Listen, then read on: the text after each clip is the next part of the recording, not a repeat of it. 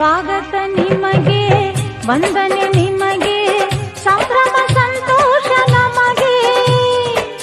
ಈ ಶುಭ ಗಳಿಗೆ ನೆನಪಲ್ಲಿ ನಿಮಗೆ ಇರಲೆಂದು ಹೂವಾಗಿ ಹೀಗೆ.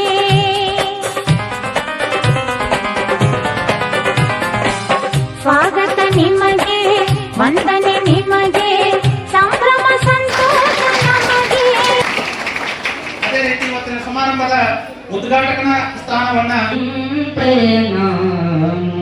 ಶಿಷ್ಯನಾದೆ ನೀ ನನಗೆ ಗುರು ನನಗೆ ಪರೋಪಕಾರದ ಮಾರ್ಗವ ತೋರಿದೆ, ಪರೋಪಕಾರದ ಮಾರ್ಗವ ತೋರಿದೆ. ನೀ ನನಗೆ ಗುರುವಾಗಬೇಕೆ.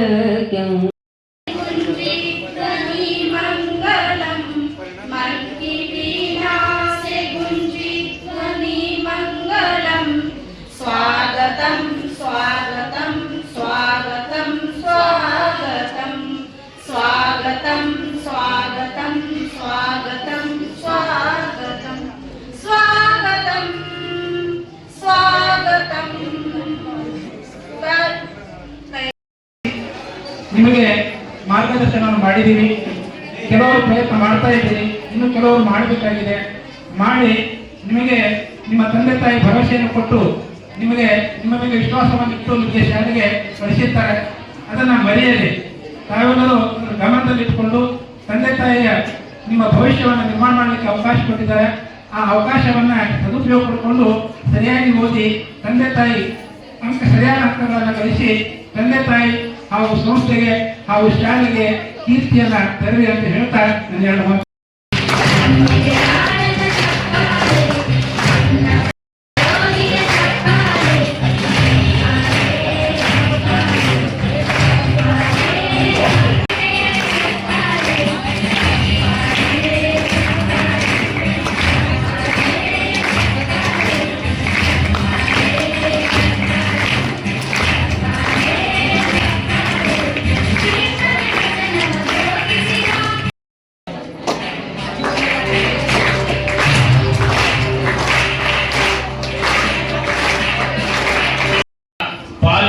ಬಂದಿರುವ ಹಾಗೂ ಈ ಕಾರ್ಯಕ್ರಮದ ಉದ್ಘಾಟಕರು ಶ್ರೀಯುತ ಶಿವಾನಂದ್ ಬೆಹಾಟಿ ಸರ್, ವಿಷಯ ಪರಿವೀಕ್ಷಕರು ಹಾಗೂ ನಮ್ಮ SSLC ಪರೀಕ್ಷಾ ವಿಭಾಗದ ನೋಡಲ್ ಅಧಿಕಾರಿಗಳು, ಉಪನಿರ್ದೇಶಕರ ಕಾರ್ಯಾಲಯ ಬಿಜಾಪುರ.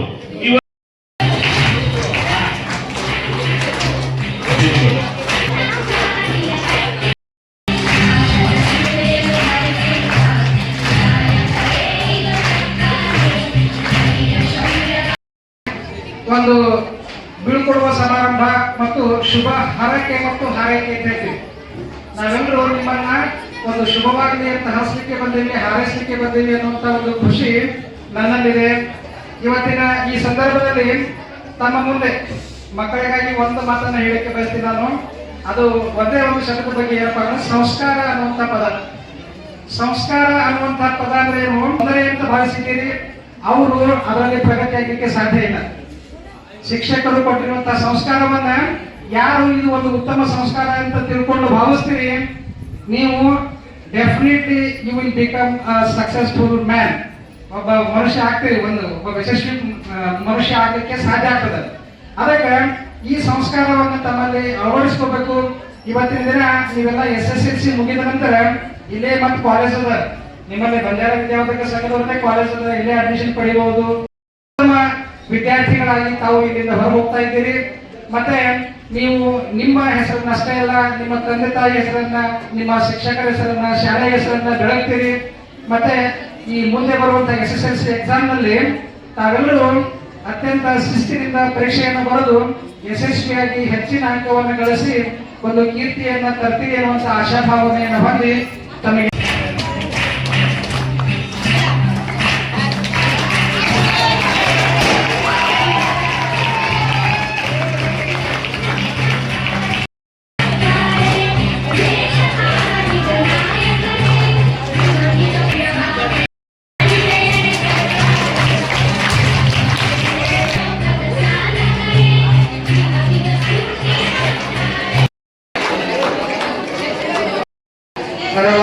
ಹೆಮ್ಮರವಾಗಿ ಬೆಳೆಯುತ್ತಿರುವ ಬಿಜಾಪುರ ಜಿಲ್ಲಾ ಬಂಜಾರ ವಿದ್ಯಾವರ್ಧಕ ಸಂಘವು 1981-82ರಲ್ಲಿ ಪ್ರಾರಂಭಗೊಂಡು ಸಂಸ್ಥೆಯ ಸಂಸ್ಥಾಪಕ ಅಧ್ಯಕ್ಷರಾಗಿ ಸನ್ಮಾನ್ಯ ಶ್ರೀ ಡಿ.ಎನ್. ಚವ್ಹಾಣ್ ಸಾಹೇಬರು ಹಾಗೂ ಸಂಸ್ಥಾಪಕ ಕಾರ್ಯಾಧ್ಯಕ್ಷರಾಗಿ ಮಾನ್ಯ ಶ್ರೀ ಎಚ್.ಜಿ. ರಾಠೋಡ್ ಸಾಹೇಬರ ಮುಂದಾಲೋಚನೆಯಿಂದ ಧಾರ್ಮಿಕ, ಸಾಮಾಜಿಕ, ಶೈಕ್ಷಣಿಕ ಹಿತದೃಷ್ಟಿಯಿಂದ ವಿಜಯಪುರ ಹಾಗೂ ಬಾಗಲಕೋಟೆ ಜಿಲ್ಲೆಗಳಲ್ಲಿ ಶೈಕ್ಷಣಿಕವಾಗಿ ಹಿಂದುಳಿದ ಪ್ರದೇಶಗಳನ್ನ ಗುರುತಿಸಿ ಪ್ರಾಥಮಿಕ ಹಾಗೂ ಪ್ರೌಢಶಾಲೆಗಳನ್ನ ಪ್ರಾರಂಭಿಸುವುದರೊಂದಿಗೆ ಶೈಕ್ಷಣಿಕ ಕ್ರಾಂತಿಗೆ ನಾಂದಿ ಹಾಡಿದರೆಂದು ಹೇಳಿದರೂ ತಪ್ಪಾಗಲಿಕ್ಕಿಲ್ಲ. ಬಿಜಾಪುರ ಜಿಲ್ಲಾ ಸಂಸ್ಥೆಯ ಏಳಿಗೆಗಾಗಿ ಹಗಲಿರುಳು ಶ್ರಮಿಸುತ್ತಿರುವ ಅಧ್ಯಕ್ಷರಾದ ಮಾನ್ಯ ಶ್ರೀ ಡಿ.ಎನ್. ಚವ್ಹಾಣ್ ಸಾಹೇಬರು, ಕಾರ್ಯಾಧ್ಯಕ್ಷರಾದಂತಹ ಮಾನ್ಯ ಶ್ರೀ ಕೆ.ಜಿ. ರಾಠೋಡ್ ಹಾಗೂ ಯುವ ಉತ್ಸಾಹಿ ಕಾರ್ಯದರ್ಶಿಗಳಾಗಿರ್ತಕ್ಕಂಥ ಮಾನ್ಯ ರಾಜಶೇಖರ್ ಡಿ. ಚವ್ಹಾಣ್ ಇವರ ಸೂಕ್ತವಾದಂತಹ ಮಾರ್ಗದರ್ಶನ ಶ್ಲಾಘನೀಯವಾಗಿರ್ತಕ್ಕಂಥದ್ದು ಎಂದು ಹೇಳಲಿಕ್ಕೆ ಬಹಳಷ್ಟು ಸಂತೋಷ ಎನಿಸ್ತಾ ಇದೆ.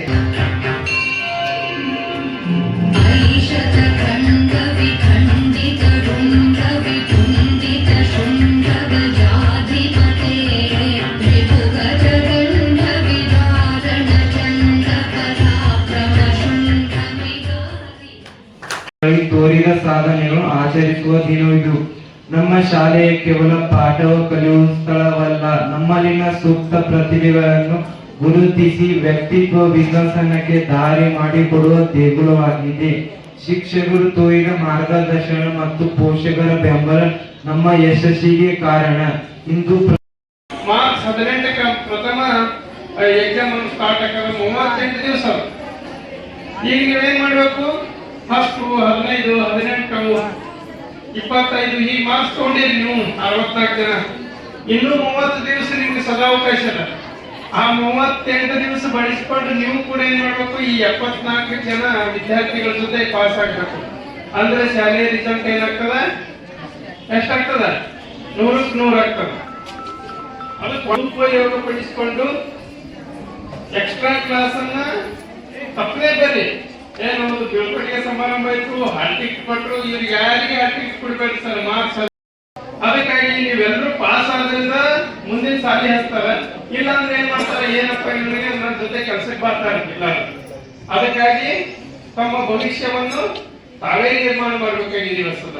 ಯಾಕಂದ್ರೆ ನಿಮ್ಗೆ ಎಲ್ಲಾ ಸವಲತ್ತುಗಳು ಎಲ್ಲ ಕೊಡ್ತಾ ಇದೆ, ಗೌರ್ಮೆಂಟ್ ಕೊಡ್ತಾ ಇದೆ, ಸಮಾಜ ಕೊಡ್ತಾ ಇದೆ, ಸಂಸ್ಥೆಗಳು ಕೊಡ್ತಾ ಇದಾವ ಮತ್ತು ತಂದೆ ತಾಯಿ ಕೊಡ್ತಾ ಇದೆ. ಅದಕ್ಕಾಗಿ ತಾವೆಲ್ಲರೂ ಒಳ್ಳೆಯ ರಿಸಲ್ಟ್ ಅನ್ನು ಮಾಡ್ರಿ.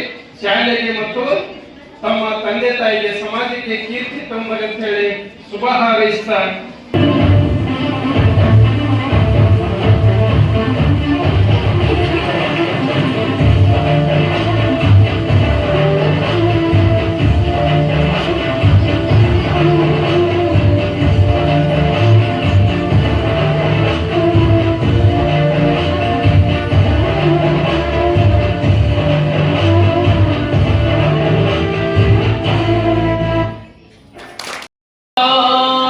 ಮಾತನಾಡುವ ಮಂದಾರ ಯಾಕೆ ಮೌನವಾಯಿತಲ್ಲೋ, ನಡೆದಾಡುವ ನಿಸ್ವಾರ್ಥ ದೇವರ ದೂರವಾದರಲ್ಲೋ.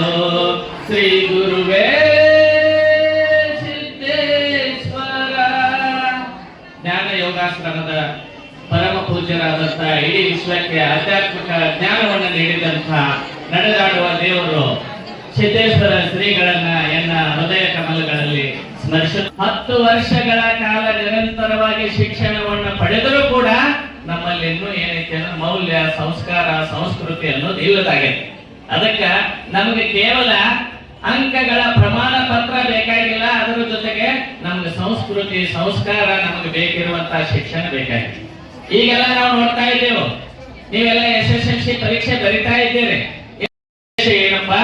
ನಮ್ಮ ಭವಿಷ್ಯ ಉಜ್ವಲವಾಗಲಿ, ನಾವು ಮುಂದೊಂದು ಉದ್ಯೋಗದಲ್ಲಿ ಇದ್ದುಕೊಂಡು ಆದರ್ಶವಾಗಿ ಬಾಳಿ ಬದುಕಿ ತಂದೆ ತಾಯಿ ಹೆತ್ತಂತ ತಂದೆ ತಾಯಿಗಳಿಗೆ ಒಳ್ಳೆಯ ಗೌರವವನ್ನು ತಂದುಕೊಡತಕ್ಕಂತ ಮಕ್ಕಳು ನಾವು ಆಗ್ಬೇಕು ಅನ್ನುವಂತಹ ಉದ್ದೇಶದಿಂದ ಗುರುಗಳು ನಿಸ್ವಾರ್ಥವಾಗಿ ನಿಮಗೆ ಕಲಿಸ್ತಿರ್ತಾರ, ಬೈತಿರ್ತಾರ, ಬಡಿತಿರ್ತಾರ.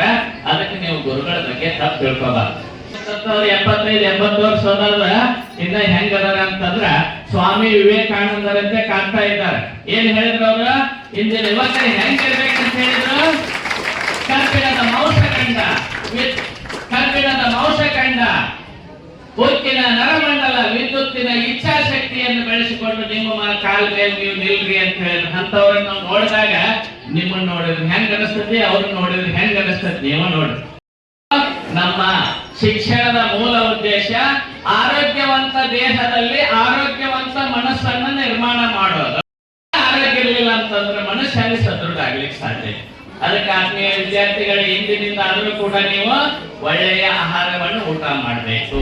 ಪ್ರತಿಯೊಬ್ಬ ಮನುಷ್ಯನ ಮನಸ್ಸಿನ ಆಳದೊಳಗೆ ಒಂದು ದೈವಿ ಶಕ್ತಿ ಐತೆ. ಪ್ರತಿಯೊಬ್ಬ ಮನುಷ್ಯನ ಮನಸ್ಸಿನ ಆಳದೊಳಗ ಒಂದು ದೇವರು ಕೊಟ್ಟಂತ ಶಕ್ತಿ.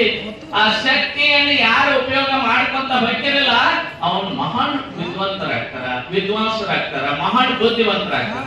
ನನ್ನಿಂದ ಆಗೋದಿಲ್ಲ, ನಾ ಕೇಳಿ ಜಾತಿ ಹುಟ್ಟಿದವ, ನಾನು ಬಡವದೇನೆ, ನನಗೆ ಆಗೋದಿಲ್ಲ ಅಂತ ಋಣಾತ್ಮಕ ಚಿಂತನೆ ಯಾರು ಮಾಡ್ತಾರಲ್ಲ ಅವ್ರು ಎಂದೂ ಮುಂದೆ ಬರ್ಲಿಕ್ಕೆ ಸಾಧ್ಯ ಇಲ್ಲ.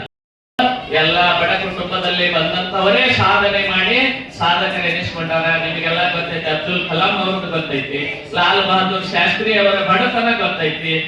ಅದೇ ರೀತಿಯಾಗಿ ಡಾಕ್ಟರ್ BR ಅಂಬೇಡ್ಕರ್ ಅವರು ಎಂತಲ್ಲೇ ಅಭ್ಯಾಸ ಮಾಡುವಾಗ ಅನ್ನೋದು ಗೊತ್ತೈತಿ. ಇಂಥವ್ರು ಸಾಧನೆ ಮಾಡಿ ಸಾಧಕರು ಎನಿಸ್ಕೊಂಡಾರ. ಅವರು ಕೂಡ ನಿಮ್ಮಂತ ಸಾಮಾನ್ಯ ಜನ. ಅದಕ್ಕೆ ನೀವೆಲ್ಲರೂ ನಿಮ್ಮಲ್ಲಿ ಅದ್ಭುತವಾದ ಶಕ್ತಿ ಐತಿ. ನೀವು ಅದನ್ನು ಉಪಯೋಗಿಸಿಕೊಳ್ತಾ ಹೋದ್ರ ನೀವು ಬಹಳ ಬುದ್ಧಿವಂತರಾಗ್ತೀರಿ. ಹೇಳ್ತಾ ಇದ್ದೇವೋ ಮನಸ್ಸು ಕೇಂದ್ರೀಕರಣ ಮಾಡಿ ನಿಷ್ಠೆಯಿಂದ ಚೆನ್ನಾಗಿ ಓದ್ಬೇಕು. ಜೀವನದಲ್ಲಿ ಎರಡನೇದು, ಈಗ ಓದಿ ಪರೀಕ್ಷೆ ಮುಗಿದ ಕೂಡಲೇ ಬಿಡಬಾರ್ದು. ನಾವು ಯಾವತ್ತು PUC ಮುಗಿಸ್ಲಿ, ಆಮೇಲೆ ಇಂಜಿನಿಯರಿಂಗ್, MBBS ಏನೇ ಮಾಡ್ಲಿ, ದಿನನಿತ್ಯ ಬೆಳಗ್ಗೆ 5 ಗಂಟೆಗೆ ಎದ್ದು ಓದುವಂತಹ ರೂಢಿ ಹಾಕೊಂಡ್ ಬಿಟ್ರೆ ವಿದ್ಯಾರ್ಥಿಗಳ ನೀವು ತಿಳ್ಕೋಬೇಕು. ತಂದೆ ತಾಯಿ ಅಂತಂದ್ರೆ ನಮ್ಮ ಸಲುವಾಗಿ ಹಗಲು ರಾತ್ರಿ ಹೊರಗೆ ಕರಿಬಿ ಹಾಕೋದು, ಹೊರಗೆ ಚಪ್ಪಲ್ ಹಾಕೋದು, ಆ ಮಳೆ ಚಳಿ ಗಾಳಿ ಬಿಸಿಲು ಹಗಲಿ ರಾತ್ರಿ ಹೊಲದಲ್ಲಿ ದುಡಿದು ಜೀವ ಸವಿಸುತ್ತಿರುವುದು ಯಾವುದಕ್ಕ ಅಂತಂದ್ರ ನಮ್ಮ ಮಕ್ಕಳ ಮುಂದೆ ಚೆನ್ನಾಗಿ ಕಲೀಲಿ, ಇತರ ಮಕ್ಕಳಿಗೆ ಜಾಣರಾಗ್ಲಿ, ಮುಂದೊಂದು ಒಳ್ಳೆಯ ಉದ್ಯೋಗ ಪಡೀಲಿ, ನೆಮ್ಮದಿಯಿಂದ ಬದುಕಲಿ ಅನ್ನುವ ಸಲುವಾಗಿ ಜೀವ ಸವಿಸ್ತಾರೆ. ಅದಕ್ಕ ಅವ್ರ ಬಗ್ಗೆ ನಿಮಗ ಕೀಳಿನ ಬೇಡ. ನಮ್ಮ ಶಕ್ತಿ ಐತಿ, ಇಚ್ಛೆ ಐತಿ, ಅದು ಏನೈತೆ ನಮ್ಮ ಭವಿಷ್ಯ ನಮ್ಮ ಕೈಯಾಗೈತಿ, ಬೇರೆ ಯಾರ ಕೈಯಾಗಿಲ್ಲ. ಶಿಕ್ಷಕರು ಕೇವಲ ಮಾರ್ಗದರ್ಶಕರು, ಮಾರ್ಗ ತೋರಿಸ್ತಾರ, ಅದರಲ್ಲಿ ನಡೆಯತಕ್ಕಂಥವ್ರು ನೀವು. ಅವರು ತೋರಿಸಿದ ಮಾರ್ಗದಲ್ಲಿ ನೀವು ನಡೆಯಲಿಲ್ಲ ಅಂತಂದ್ರ ಮುಂದೊಂದು ದಿವಸ ಹೇಳ್ತಾರೆ, ಹಿಂದಿನ ಹೇಳ್ತಾರೆ, ನಮ್ಗೆ ಎಷ್ಟು ಹೇಳಿದ್ರಪ್ಪ ನಾವು ಕೇಳಿಲ್ಲ, ಕೆಟ್ಟ ಮೇಲೆ ಬುದ್ಧಿ ಬಂದ್ಬಿಡ್ತಾರಲ್ಲ, ಆಗ ಬುದ್ಧಿ ಬಂದ್ರೆ ವ್ಯರ್ಥ. ಅದಕ್ಕೆ ಈಗಾಗಲೇ ಇನ್ನೂ 35 ದಿವಸ ಸಮಯ ಐತಿ. ಬೆಳಗ್ಗೆ 5 ಗಂಟೆಗೆ ಹೋದ್ರಿ, ಗುರಿ ಇಟ್ಕೊಡ್ರಿ, ನಿಷ್ಠೆಯಿಂದ ಹೋದ್ರಿ, ತಂದೆ ತಾಯಿ ದೇವರ ಆಶೀರ್ವಾದವನ್ನು ಪಡೆದುಕೊಂಡ ದಿನನಿತ್ಯ ಅಭ್ಯಾಸ ಮಾಡಿದ್ರ ನೀವೆಲ್ಲರೂ ಉತ್ತಮ ಅಂಕಗಳನ್ನ ಪಡೆದು ಪಾಸ್ ಆಗ್ತೀರಿ. ನಿಮ್ಮ ಶಾಲೆಗೆ, ನಿಮ್ಮ ಅಧ್ಯಕ್ಷರಿಗೆ, ನೀವು ಕಲಿಸಿದ ಗುರುಗಳಿಗೆ ಎಲ್ಲರಿಗೂ ಕೂಡ ನೀವು ಗೌರವ ತರುವಂತಹ ವ್ಯಕ್ತಿಗಳಾಗಲಿ, ನಿಮ್ಮ ಭವಿಷ್ಯ ಉಜ್ವಲವಾಗಲಿ ಅಂತ ಹೇಳಿ ಈ ಒಂದು ಕಾರ್ಯಕ್ರಮ ನೀವು ಬಂದಿದ್ದ ತಂದೆ ತಾಯಿಗಳು ನೀವು ಮಕ್ಕಳಿಗೋಸ್ಕರ 38 ದಿವಸನ ಇನ್ನ 38 ದಿವಸ ಉಳಿದ ನಿಮ್ಮ ಮಕ್ಕಳ ಪರೀಕ್ಷೆ ಕೊಡೋ ಟೈಮ್ ಆ ಟೈಮ್ ಯಾವ ಶಿಕ್ಷಕರು ನಿಮ್ಮಲ್ಲಿ ಸಹಾಯ ಮಾಡ್ಲಿಕ್ಕೆ ಬರೋದಿಲ್ಲ. ಸಹಾಯ ಮಾಡ್ಲಿಕ್ಕೆ ಬಿಡ್ಲಾರ್ದವ್ರೆ ಈಗಾಗಲೇ ಬ್ಯಾಟಿ ಸಾಹೇಬ್ ಅವರೇ ಮೇನ್ ಆದಕ್ಕೆ ನೀವೆಲ್ಲ ನಕ್ಕೋದ್ ಕೂತೀರಿ. ಆದ್ರೆ ನಮ್ಮ ಜಿಲ್ಲೆಯ ತಗೋದಿಲ್ಲ, ಹೋಗುದಿಲ್ಲ, ಟೈಮಿಂಗ್ ಮತ್ ಕೊಡ್ರಿ. ಟೈಮ್ ಕೊಟ್ಟು ನಿಮ್ಮ ಭವಿಷ್ಯ ರೂಪಿಸಿಕೊಳ್ಳಿ. ನಿಮ್ಮ ಭವಿಷ್ಯ ರೂಪಿಸದಲ್ಲಿ ನಿಮ್ಮ ತಂದೆ ತಾಯಿಗೂ ಮತ್ತು ಕಲಿಸಿದ ಗುರುಗಳಿಗೂ ನಮಗೂ ಎಲ್ಲರಿಗೆ ಸ್ವರ್ಗ ಬರ್ತದ. ನಾ ಹೆಚ್ಚು ಮಾಡಕ್ಕೆ ನಾ ಬೇರೆ ಕಡೆ ಹೋಗ್ಬಿಟ್ರೆ ಇದರೊಳಗೆ ಈಗ ನಿಮ್ಮ ನಮ್ಮೆಲ್ಲರನ್ನು